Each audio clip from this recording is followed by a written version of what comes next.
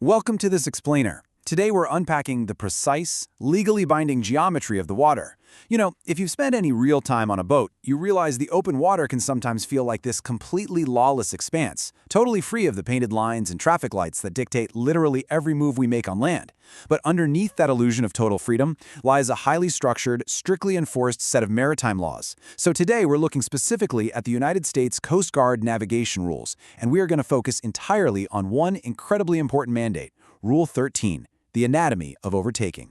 Okay, let's dive right into this. It's a scenario that happens thousands of times a day out there.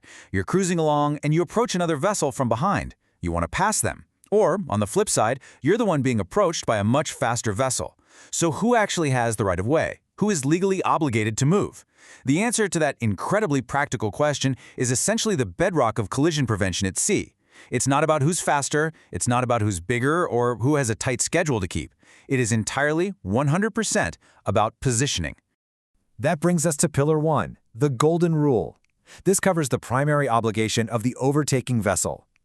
To really grasp how this works, we have to recognize that maritime rules rely on strict, non-negotiable foundations, mainly because any ambiguity on the water almost always leads to collisions. The Coast Guard establishes a primary obligation right out of the gate with this incredibly rigid text directly from Rule 13.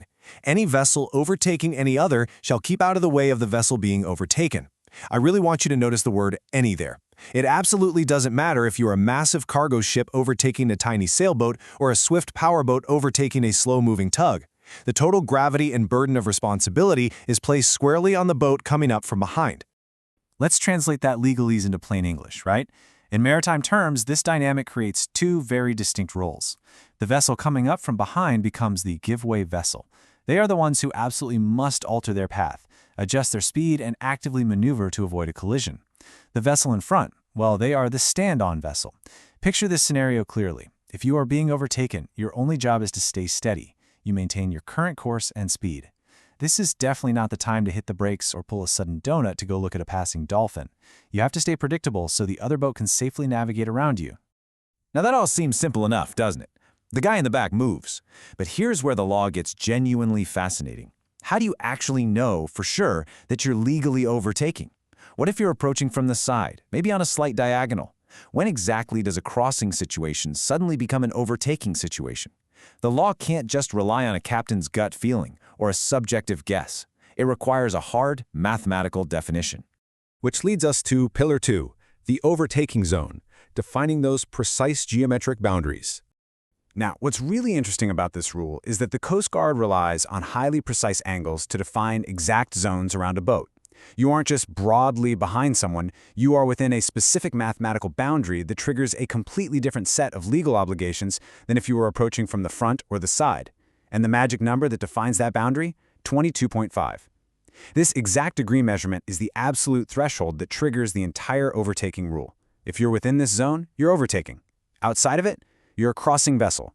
The sheer precision of this number is what literally keeps order on the high seas. So let's break down exactly what that means. The rule explicitly states you are overtaking when coming up with another vessel from a direction more than 22.5 degrees abaft her beam. Imagine looking at a boat from a bird's eye view for a second. If you draw a straight line directly across the widest point of the boat from left to right, that's the beam. Now push that imaginary line backward toward the rear of the boat by exactly 22.5 degrees on both sides.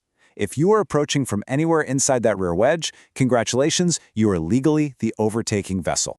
And this perfectly illustrates how these mathematical rules adapt to the real world. During the day, sure, you have to estimate that 22.5-degree angle visually.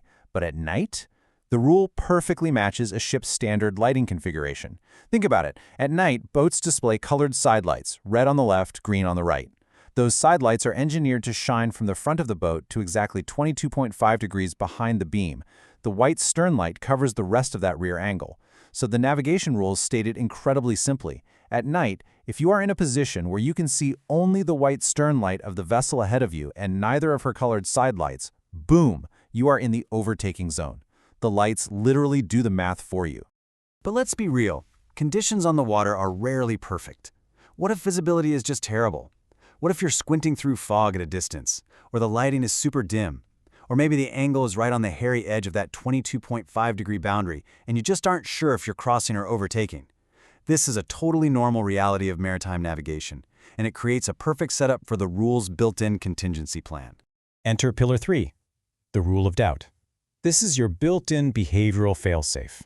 So, the crucial point is that the Coast Guard fully anticipates that human perception will sometimes fail us, especially when we're squinting through sea spray or heavy fog. To prevent this dangerous, high-stakes game of chicken where both captains just assume the other guy will move, the rule removes ambiguity entirely.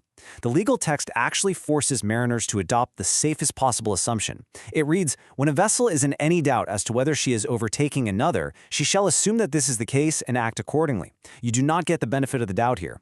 You don't get to just guess that you might be a crossing vessel with the right of way. Distilled down, this is the absolute rule you have to remember. When in doubt, assume you are overtaking.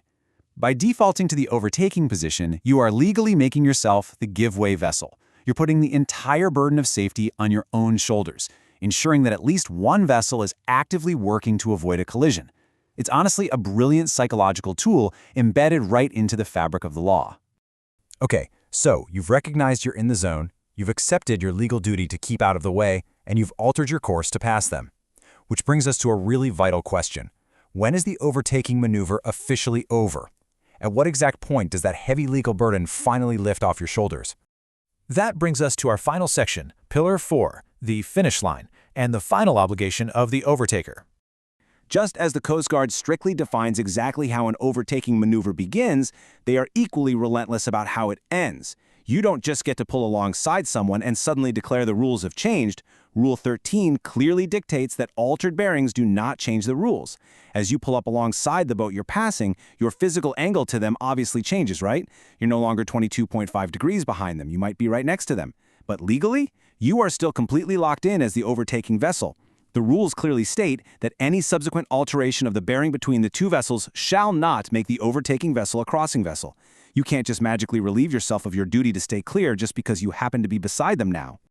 And this brilliantly illustrates the unbroken chain of chronological responsibility here. Step 1, you identify you are overtaking and you keep out of the way. Step 2, you maneuver to pass safely. Step 3, you absolutely must stay clear until the maneuver is entirely complete. You cannot cut back in front of the other boat too early. You own the responsibility for the safety of that interaction from the very first moment you enter their overtaking zone until the very last moment you leave it. And the legal standard for that exact last moment is defined by 4 very specific words: finally passed and clear.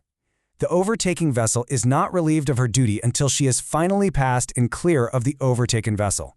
This means the absolute conclusion of the maneuver. Zero risk of collision remains. You have put sufficient distance between your stern and their bow, and your wakes are no longer a hazard to them. Only then, and literally only then, is the legal burden lifted.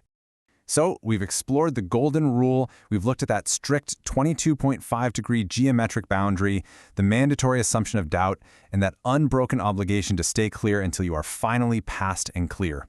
It's an incredibly fascinating, rigid system designed to impose hard order on a completely fluid environment. But I think it leaves us with a pretty provocative thought to end on. If the laws of the water are this mathematically precise, reliant on exact degrees and unbroken chains of responsibility, how often, when we're out there on the open waves, are we truly just trusting our lives to someone else's geometry? Thanks so much for joining me on this explainer, and definitely keep that in mind the next time you find yourself approaching a white sternlight in the dark.